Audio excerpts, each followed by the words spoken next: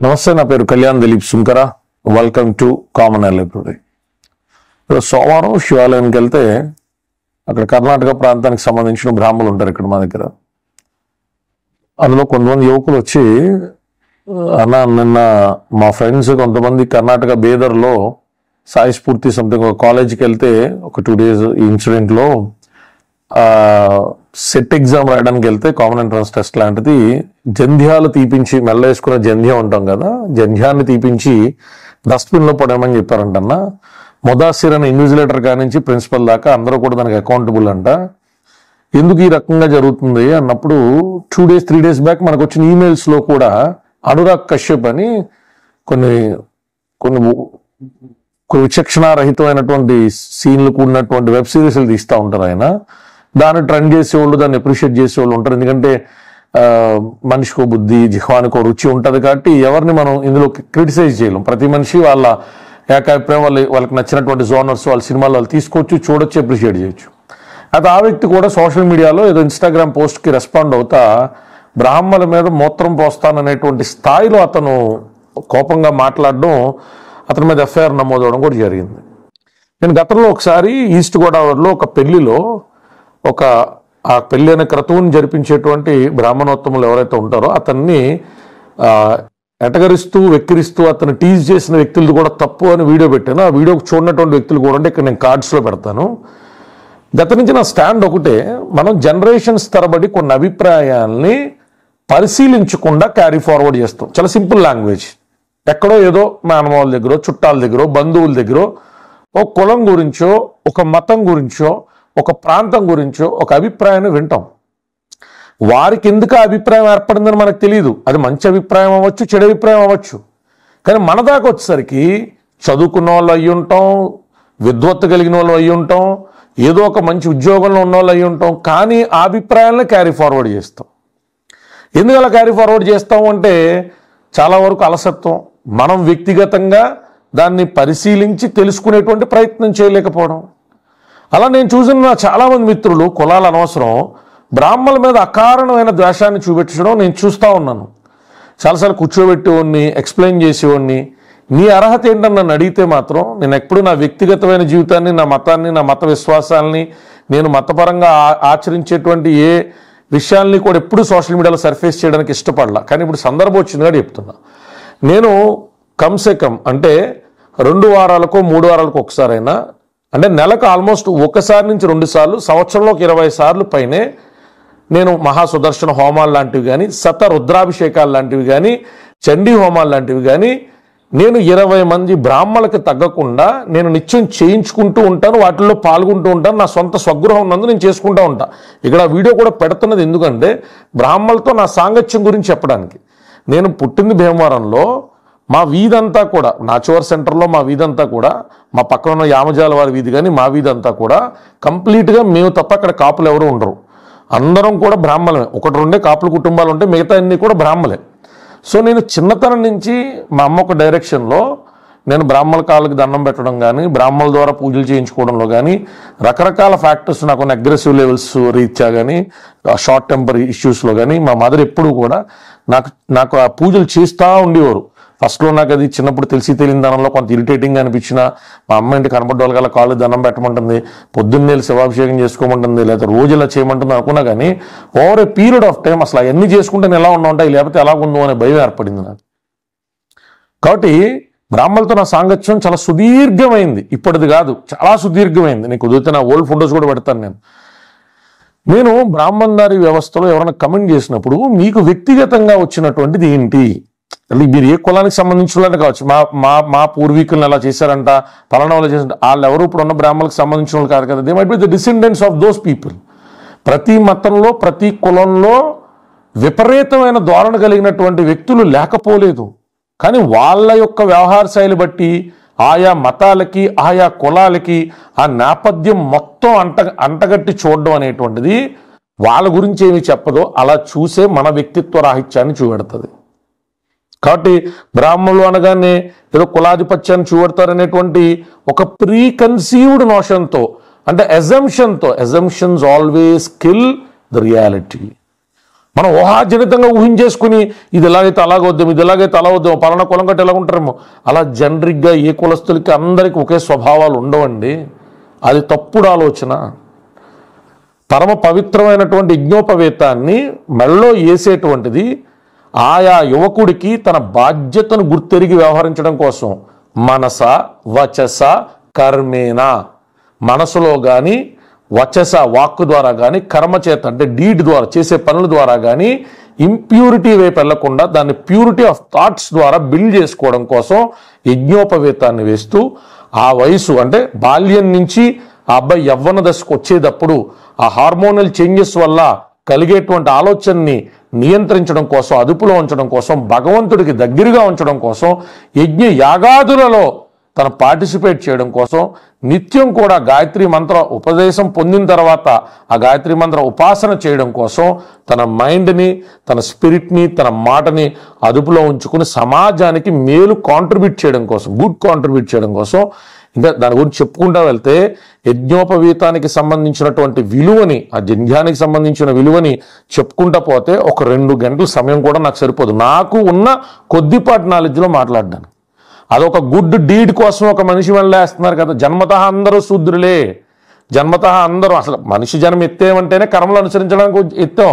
మనంత గొప్ప ఆత్మ అయితే కర్మలు ఆల్రెడీ ఫుల్ఫిల్ అయిపోతే మళ్ళీ మానవ జన్మ రాదు, మోక్షమే. చేసే పాపాలు, చేస్తున్న పాపాలు, చేసిన పాపాలకి సంబంధించి ఆ ప్రాయశ్చిత్తం జరిగిపోతే నిజంగా ఈ భవబంధాల నుంచి మనకి ఆ రకమైన విముక్తి కలిగితే మళ్ళీ ఏ జన్మ ఎత్తాల్సిన అవసరమే లేదు. మనకి పరమాత్మలో మనం లీనమైపోతాం.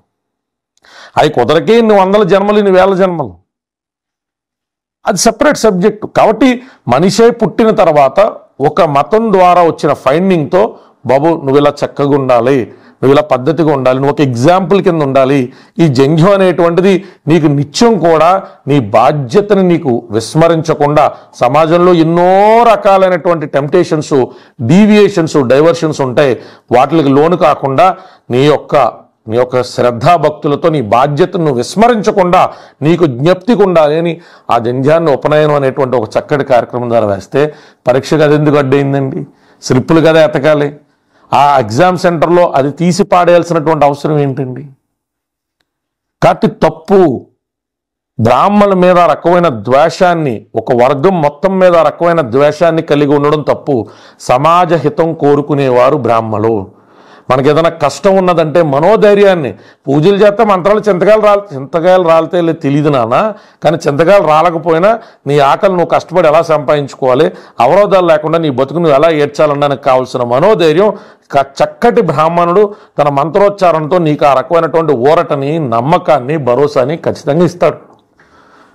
మేము నమ్మమండి. నమ్మకపోతే ఎవరు గ్రహాలు మీ గురించి పనిగట్టుకుని వచ్చి కూర్చోబెట్టి ప్లీజ్ ఎక్స్క్యూజ్ మీ, మీరు వినకపోతే ఎలా కుదురుద్దని ఎవరిని ఎక్స్ప్లెయిన్ చేయండి. మీ బతుకు మీది. నాస్తికత్వంలో ఉన్నా పద్ధతిగా ఉండండి, ఆస్తికత్వంలో ఉన్నా పద్ధతిగా ఉండండి.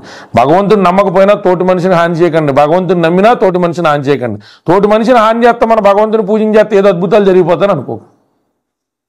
కాబట్టి బ్రాహ్మలు ఖచ్చితంగా లాట్ ఆఫ్ ఫైండింగ్స్ మన మానవ జాతి మనుగడ నుంచి, ఎస్పెషల్లీ మన భారతదేశం సింధు నాగరికత కల్చర్ మన కాంటినెంట్లో, మన సబ్ కాంటినెంట్లో భారతదేశంలో ఎంత భిన్నత్వంలో ఏకత్వం ఉన్నప్పటికీ ఎన్నో విషయాలకి సంబంధించినటువంటి అబ్జర్వేషన్ ద్వారా గ్రహాలు, వాటి కదలిక, లేకపోతే మంత్రోచ్చరణ, వేదాలు, ఉపనిషత్తులు, ఇలా రకాలు వేదాలకు సంబంధించినటువంటి ఉపవేదాలు, అంగాలకు సంబంధించినటువంటి విషయాలని ఆ యొక్క నాలెడ్జ్, ఆ జ్ఞాన భాండాగారాన్ని వచ్చే తరాలకి, ఆ పై తరాలకి తీసుకెళ్లేటువంటి వ్యక్తులని కించిత్ ఆలోచన లేకుండా అకారణమైన ద్వేషంతో తోలనాడి మాట్లాడద్దు.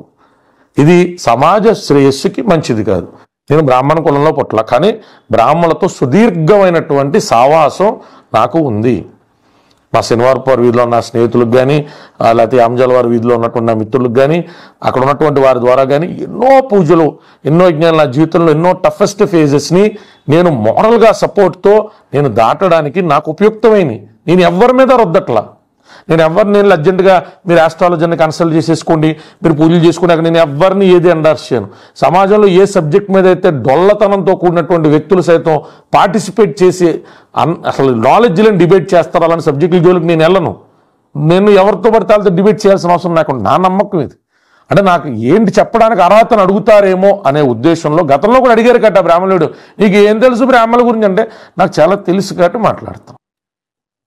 కాబట్టి దయవుంచి నేను రిక్వెస్ట్ చేసేదల్లా, తప్పులు అందరం చేస్తాం, వయసు ఊపులోనో తెలిసి తెలియదానంతో తప్పులు చేస్తాం, కానీ ఉపాధ్యాయుల స్థితిలో ఉండి ఉపాధ్యాయుడు విదే జాతి, మతం, కులం, ప్రాంతం ఏ విధమైన బ్యాషిజం లేకుండా, వాడి ఆర్థిక స్థితిగతులతో సంబంధం లేకుండా ఆ వ్యక్తికి విద్యాభ్యాసాన్ని నేర్పించి జీవితంలో మరో రకమైన లోకానికి మరో జన్మే. విద్యను అభ్యసించడం అంటే పునర్జన్మే.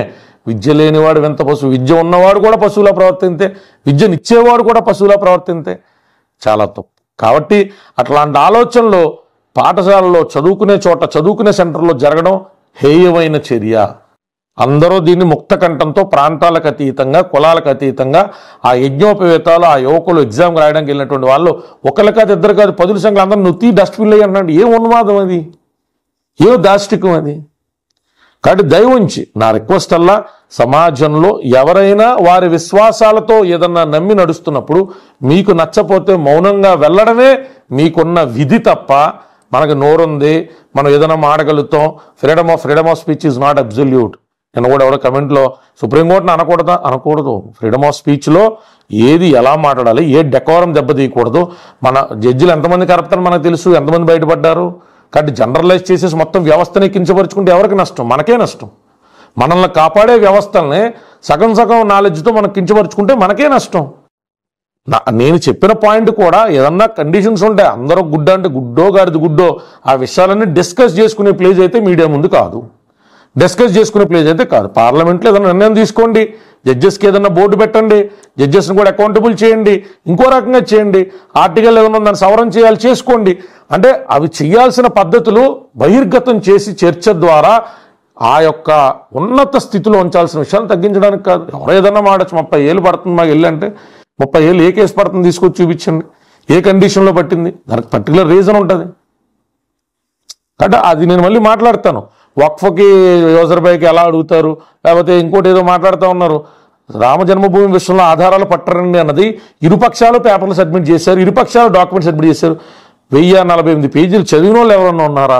అయోధ్య రామ మందిరం కేసులో కోర్టు ఏం అడిగింది, కోర్టుకి ఏం వచ్చింది, ఆర్కియోపాలజికల్ డిపార్ట్మెంట్ ఏం సబ్మిట్ చేసింది ఎఫిడవిట్, లాస్ట్లో కూడా 142 ఆర్టికల్ ఎలా ఇన్వోక్ చేశారు. ఎవరైనా చదివిన వాడు కామెంట్ చేస్తే అర్థం ఉంటుంది. అరాకొర వాట్సాప్ యూనివర్సిటీలో నాలెడ్జు, నెట్లో దొరికి 2-3 లింకుల నుంచి వచ్చిన నాలెడ్జు, రైట్ డాక్యుమెంట్ని రెఫర్ చేసేవాడు కూడా ఉన్నాడు. ఏదో అభిప్రాయాల మోసలో మనం దూరిపోవాలా, దూరిపోయి వాటి మీద మనకు తెలిసి తెలియని వాటితో మాట్లాడేస్తుండాలా. కాబట్టి ఇది కూడా అంతే. యజ్ఞోపవేతం విషయంలో ఈ రకమైనటువంటి చర్యలు తప్పు. ఆ రకంగా ఒక వ్యక్తిని, ఒక విద్యార్థిని చూస్తున్నప్పుడు వాడి కులం ఏంటి, గోత్రం ఏంటి, ఆడి ఎక్కడి నుంచి వచ్చాడనేటువంటి చూడాలనే ఆలోచన కలిగితే ఆ విద్య బోధించడానికి ఆ మాస్టర్కి అర్హత లేనట్టు.